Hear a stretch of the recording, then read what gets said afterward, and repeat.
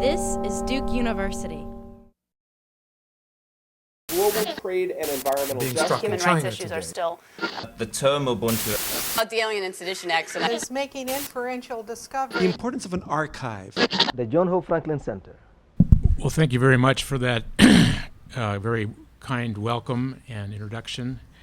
And so, Your Excellency, thank you very much for agreeing to take part in this event. It's a real pleasure for me to be involved with the program and to be kicking off this series, as it were. And I'd just like to say a few words before I get to my remarks, which are actually not 30 to 40 minutes, but 25 maybe, so you can relax a little bit. But I would especially like to draw attention to the important collaborations between the University of North Carolina at Chapel Hill and Duke University in the areas of Middle Eastern and Islamic studies. This has been an incredibly fruitful collaboration. There are now, as Leo tells me, over 200 students in Arabic at Duke. We have over 250 in Arabic at UNC. This year has been especially interesting for some new developments. Our Consortium for Middle East Studies at Duke University and UNC-Chapel Hill has been extremely successful, and this fall, Miriam Cook and I taught the first ever graduate seminar for Middle East Studies. We had 23 graduate students in the seminar. We feel it's an extremely effective way to get our joint Middle East graduate certificate going. We have students from many different disciplines, so this has been a great success, and we're also very excited about the Carnegie program on transcultural Islam, which is based at Duke. UNC and Oxford University are partners in that, and we will be working to develop an international network of scholars in Islamic studies. So these are some of the activities that are going on that are so encouraging, and I'm really happy to be a part of that. Now let me turn to my topic, which is the significance of Arabic language and literature for world civilization. What has been the cultural significance of Arabic language and literature for the world? Obviously, Arabic is central for language and literature in countries where Arabic is the dominant language. And Arabic also has a unique role for Muslims worldwide due to the religious importance of the Quran. But in this age of globalization, how can we understand the role of Arabic language and literature as it relates to the rest of the world? This is an important question because, as Sir Hamilton Gibb remarked many years ago, classical Arabic literature is the enduring monument of a civilization, not of a people. In other words, the Arabic language is not the exclusive property of the people known today as the Arabs, nor indeed is it the exclusive property of Muslims. It is instead a civilization's legacy for the world. In these remarks, I'll offer a brief commentary on aspects of Arabic language and literature that go beyond the standard curriculum of Islamic culture to embrace a global and cosmopolitan perspective.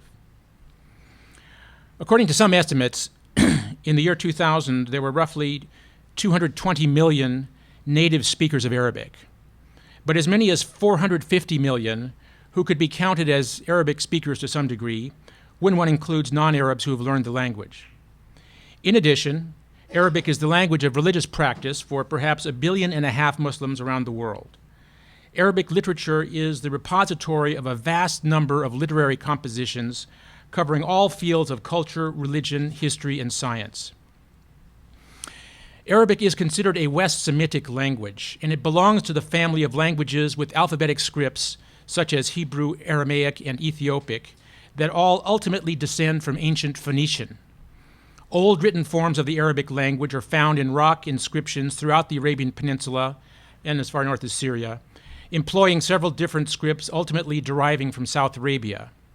Arabic speakers also used the Nabatean script from the 2nd century BCE, notably in the city of Petra in modern Jordan, and that became the basis for the distinctive Arabic script that emerged in Syria and northwest Arabia in the 6th century of the Common Era, sometimes in multilingual inscriptions that included Greek or Syriac. The two major monuments of early Arabic literature are undoubtedly pre-Islamic poetry and the Quran, which was delivered during the career of the Prophet Muhammad, roughly 610 to 632 of the Common Era. A tremendous shift in ethical and religious consciousness separates these two textual sources. On one hand, the odes, the qasidas, of the pre-Islamic poets were formidable creations that summarized and expressed the joys and sorrows of Arab society during the time of paganism. It is the poet who stands at the center of this structure, using the conventions of verse and the story of his life to comment on the limits that frame human existence. On the other hand, the Quran, framed as a divine revelation to a human messenger, recounted the tragic history of humanity and its failure to heed the warnings delivered by the prophets. It called upon its audience to repent and rely only on God. Despite the dramatic differences between the perspectives of pre-Islamic poetry and the Quran, there is a sense in which the qasidas function as a kind of classical literature for Arabic, in which the Quran both abrogates the poetry of paganism, while it also fulfills and continues the aesthetic space that the qasida had defined. The subsequent development of Arabic literature during the Islamic era looks back both to the creations of the poets and to the Quran as literary models, although the Quran obviously has had a much wider impact through the daily religious practice of Muslims. From its birthplace in the Arabian Peninsula, Arabic spread through the early empire of the Caliphate. The adoption of Arabic as the official language of governance was decreed by the Caliph Abd al-Malik in the year 691. Before that year, the bureaucratic officials employed by the early Islamic empire had continued to use the local languages of administration, Greek, Syriac, Persian, for the collection of taxes and local affairs. Making Arabic the standard language of administration and coinage required many non-Arabs and non-Muslims to learn Arabic in order to function in the new political and cultural environment. The new prominence of Arabic as an administrative language created the conditions for a cultural flowering of Arabic as a literary tradition among a wide range of peoples. The vast extent of the empire of the Caliphate required civil servants to combine a knowledge of literary Arabic with a wide range of subjects. As Marshall Hodgson has observed concerning Arabic literary culture, or adab, knowledge of fiqh, Islamic law, was practical both for a private individual and for a state clerk, for it was the officially recognized basis of social order. Knowledge of it also implied piety. At the same time, he should have a wider acquaintance with history and geography. He should know the famous tales and sayings to which allusions might be made. Naturally, he should be familiar especially with courtly precedents. Finally, he should command something of the natural sciences. But always, he should have a good knowledge of poetry. And in practice, this meant the knowledge of Persian historical traditions as well as biblical narratives, combined with selections from the knowledge of the Greeks. And the cosmopolitan extent of this culture can be gauged from such vast literary productions as the Book of Songs, the Kitab al-Aghani, which tells of the poets, singers, and musicians who flourished during the early years of the Caliphate. The remarkable range of subjects available in Arabic at the end of the 10th century can be judged by the Fihrist, or index, of al-Nadim, a comprehensive bookseller's list of all the titles that could be found in Baghdad at that time. Arranged by subject in 10 different categories and available in a 2-volume translation. It's a very extensive work. This catalog includes writings on scriptural religions, Jewish, Christian, and Islamic, grammar and philology, history and biography, poetry, theology, law and hadith, as well as secular intellectual topics such as philosophy and the sciences, legends and magic, the religions of India and China, and alchemy. From this broad catalog, one gets a sense of the cosmopolitan perspective available to those who were educated in Arabic in the classical age. The spread of Arabic language and literature among the non-Arabs was thus a natural byproduct of the Arab conquests. The need to master Arabic literature was obvious to anyone who hoped to achieve social or political prominence. An interesting example of this tendency is the biographical account of the life of the philosopher Ibn Sina, or Avicenna, who died in 1040. where we learn that despite his remarkable accomplishments in science and philosophy, this Persian intellectual was once criticized by an Arab scholar for his lack of knowledge of Arabic grammar and philology. In response, Ibn Sina spent 3 years studying Arabic literature, and in the end, he composed several qasidas and epistles, risalas, in the most complicated style of the great masters, Ibn al-Hamid, al-Sahib, and Nasabi. He bound these writings into a book and made it look very old. And then he showed it to his Arab critic, pretending that he had found it in the desert while hunting. The Arab scholar was astounded at the difficult words and compositions in this volume, which rivaled the writings of the early masters of Arabic. He ended up apologizing to Ibn Sina when he realized that the philosopher had attained a superior knowledge of Arabic literature. This story belongs to the well-established tradition of ethnic contestation known as the Shu'ubiyya, which includes numerous literary efforts to demonstrate the virtues of the non-Arab peoples, called in Arabic sha'ab in the singular or shu'ub in the plural.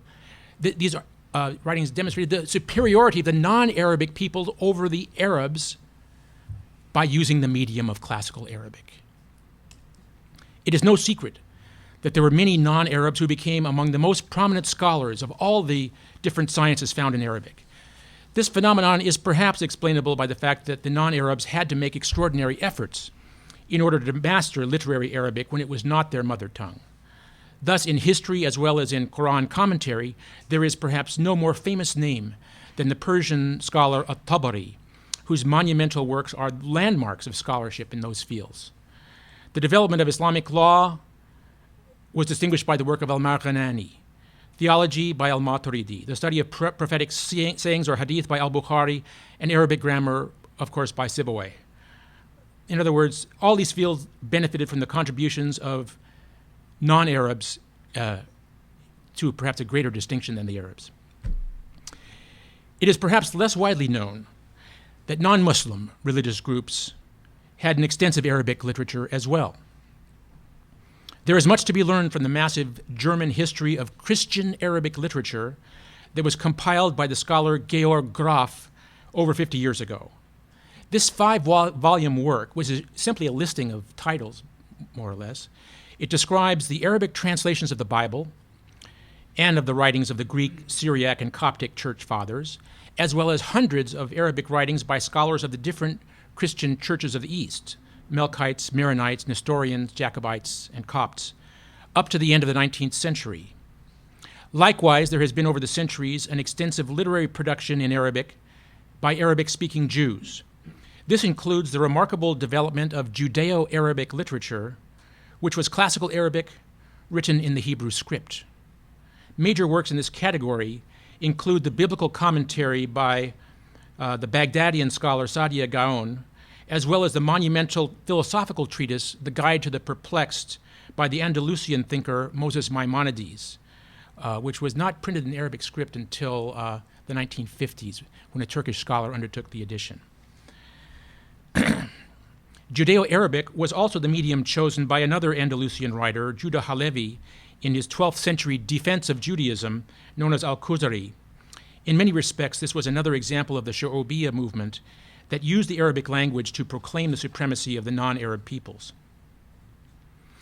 One of the means by which the Arabic language became so extensive in its coverage of different cultures and sciences was undoubtedly the massive translation movement, which beginning around 800 CE transmitted a remarkable amount of scientific and philosophical literature from Greek into Arabic.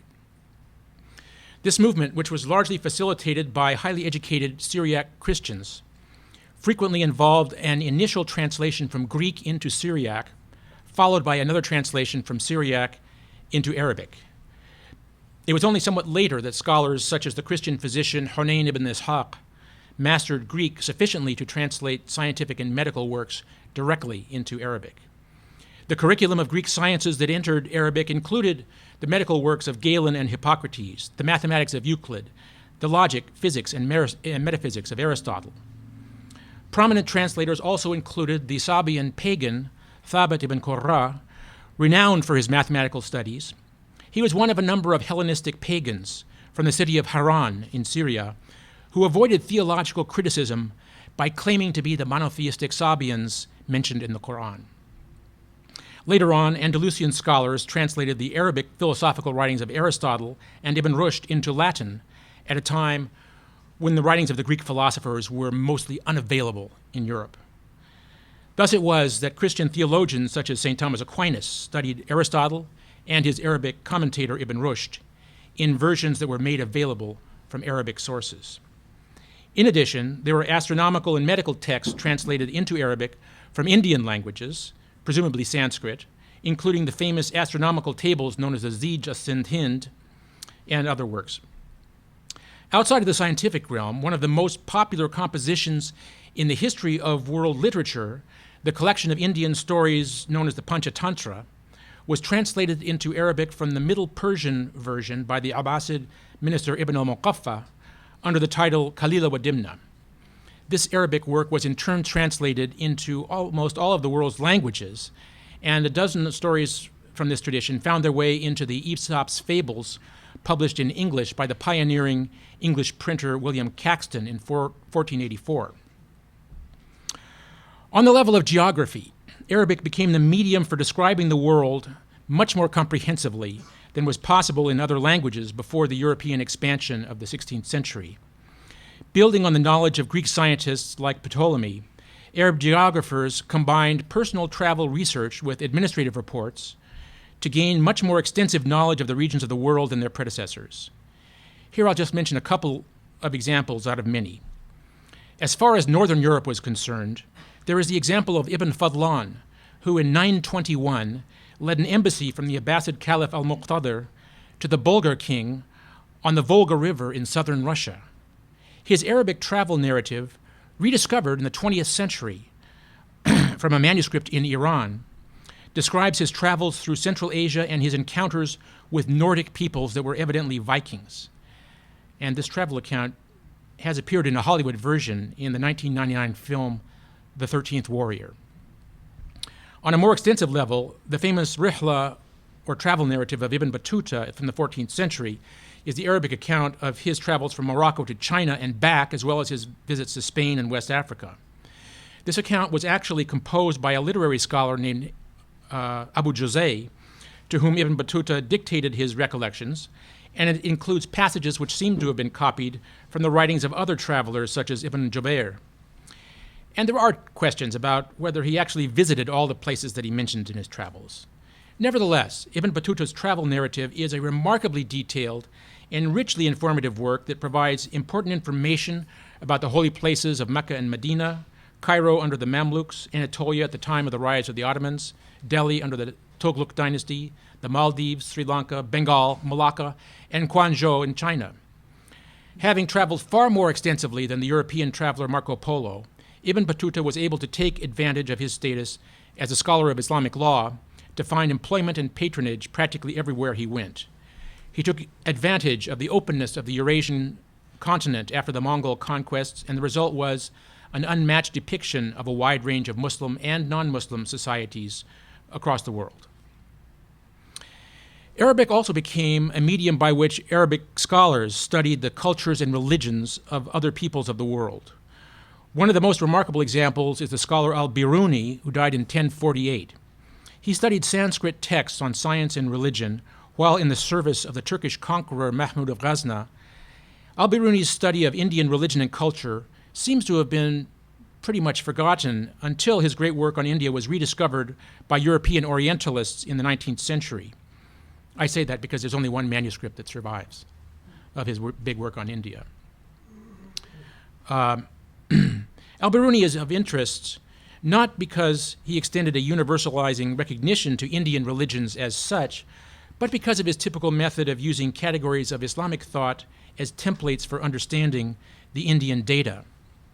Al-Biruni translated a number of Sanskrit works into Arabic, including selections from Patanjali's Yoga Sutras and the Bhagavad Gita in connection with his encyclopedic treatise on India. Although authors of Arabic books on sects and heresies, such as Shahrastani, had generally devoted a section or a few pages to the religions of India, No other Arabic writer followed in al-Biruni's footsteps as a specialist on Indian religion and philosophy. His translation of Patanjali's Yoga Sutras was based on a combination of the original text plus a commentary that is still not identified, all rephrased by al-Biruni into a question and answer format. By the way, I was just surprised recently to discover that a Yemeni scholar has recently published a new translation of Patanjali's Yoga Sutras into Arabic, although he did it from an English version. Like the translators of the pre-Islamic texts the pre-Islamic Greek texts into Arabic, al-Biruni rendered the terms from Sanskrit, like the word for gods, deva, with the Arabic term for angels, malaika, or spiritual entities, ruhaniyat. He was moreover convinced on a deep level that Sanskrit texts were saturated with recognizable philosophical doctrines of reincarnation and union with God, which required comparative treatment. As he remarked, for this reason, the Indian's talk, when it is heard, has a flavor composed of the beliefs of the ancient Greeks, of the Christian sects, and of the Sufi leaders. Consequently, al-Biruni made deliberate and selective use of terms derived from Greek philosophy, Islamic heresiography, and Sufism to render the Sanskrit technical terms of yoga. Arabic continued to be an important language for the culture of India for centuries. For a survey of Islamic learning in South Asia in the 18th century, it is hard to improve upon the choral rosary of Indian traditions, a composite work by Ghulam Ali Azad Bilgrami, written in separately 4 parts and combined later together. The first part is devoted to the statements of the Prophet Muhammad in Hadith regarding the sanctity of India as the place where Adam landed on earth after his expulsion from paradise. This is a very big topic in all the early Hadith. The second part is a biographical dictionary containing accounts of 45 Indian Muslim scholars who wrote in Arabic, ranging from the 8th century to the author's own day in the 18th century. The third and fourth parts are concerned with the rhetoric and the categories of lovers found in Indian literature, actually Hindi literature, illustrated in part by Arabic verses of the author's own composition. This work simultaneously finds a special place for India in the cosmology of Islam, while at the same time connecting the culture of India to Arabic literature through a kind of intertextual commentary. And if we return to the notion of civilization itself, there is probably no greater name in pre-modern times than that of the North African scholar Ibn Khaldun in terms of the quest to understand the forces that govern the rise and fall of human societies and empires. Ibn Khaldun was a historian, but he wrote his famous introduction to history, Al-Muqaddimah, as a philosophical analysis of society in terms of the interplay between sedentary urban life and pastoral nomadism.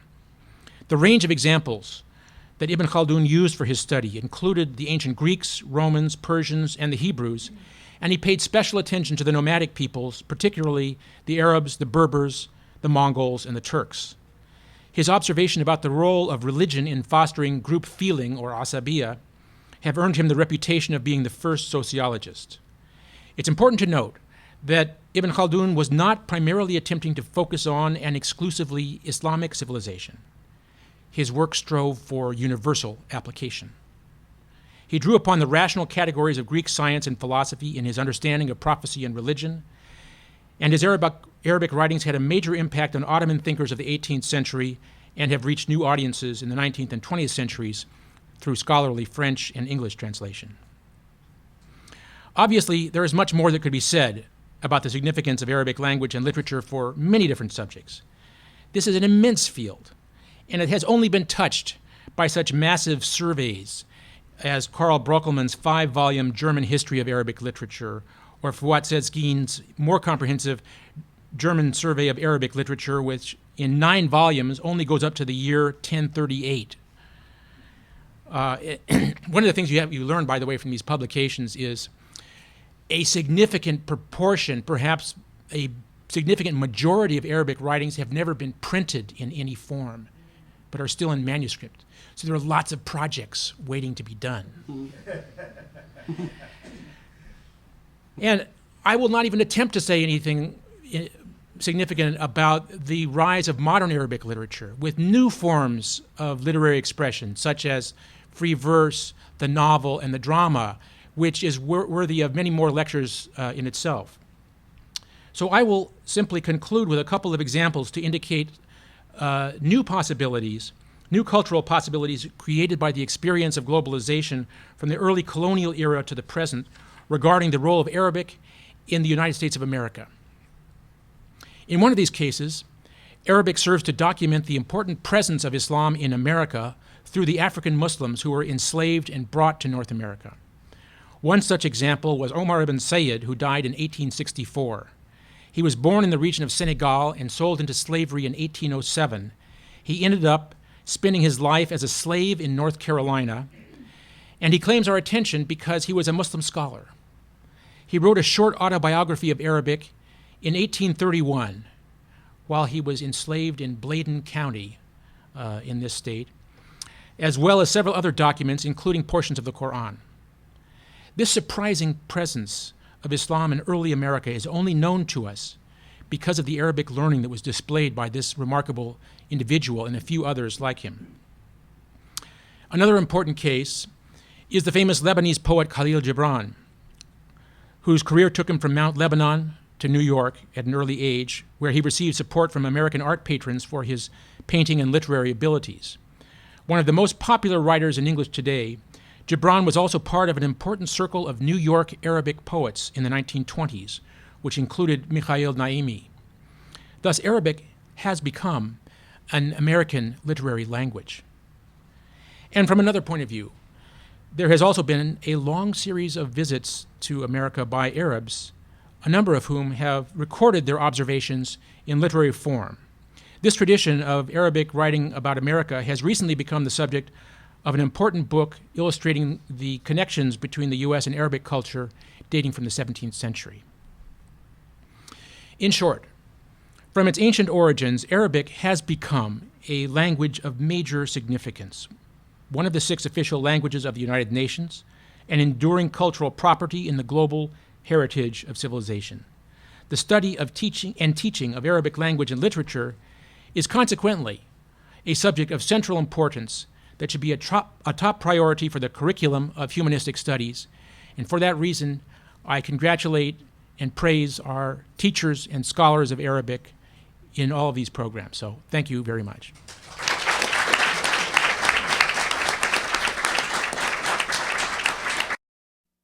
Produced by Duke University. Online at duke.edu.